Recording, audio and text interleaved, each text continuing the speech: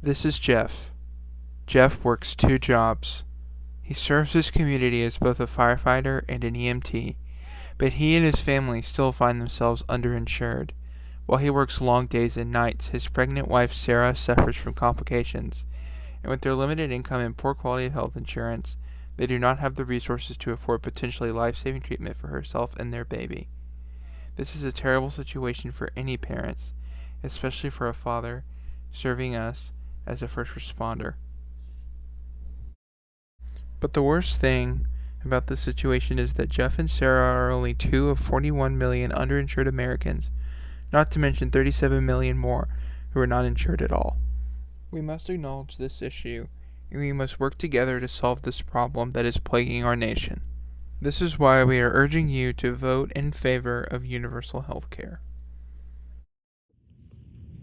Opponents of full-on universal healthcare proposals, and even a combined single-payer universal healthcare proposal like ours, argue that the average American will have to pay more in taxes and other federal means to fund the dramatic shift. Were this argument holistically true, this would not support the common good, because although people might have access to healthcare, having them spend more money to do so may hurt other aspects of their life, such as the ability to own a home or send their children to college. But we have good news. Our proposed system of a universal health care where the burden is taken off of the average American and employer and shifted to a shared responsibility between the federal government and private insurers would actually alleviate the costs felt by Americans for our current healthcare system, which is severely lacking.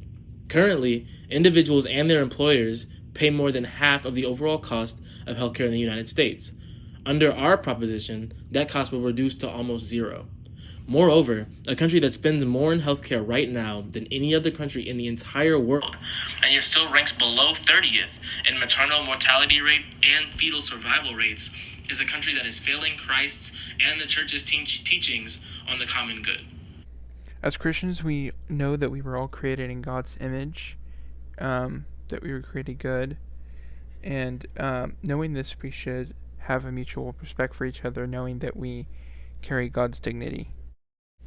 And we can see this played out in Matthew 25 when Jesus administers the Last Judgment, and he judges solely based on the criteria of whether the people before him served the least of their community, as that is a form of serving him.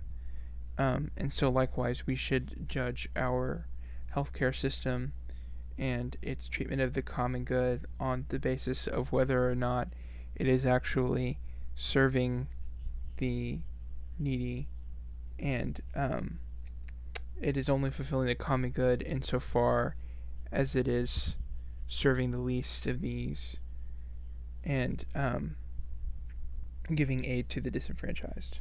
The paramount objective of a universal healthcare system is to save lives, an objective that 18 other countries are currently engaging, including our neighbors to the north. Under our plan, we will honor and pursue the value of human life by making healthcare available to all. We will also help uplift the poor who suffer the most from our current healthcare system. And in the end, we will achieve the common good despite the cost, because every American will have the unimpeded opportunity to maintain their health and prosper in their life.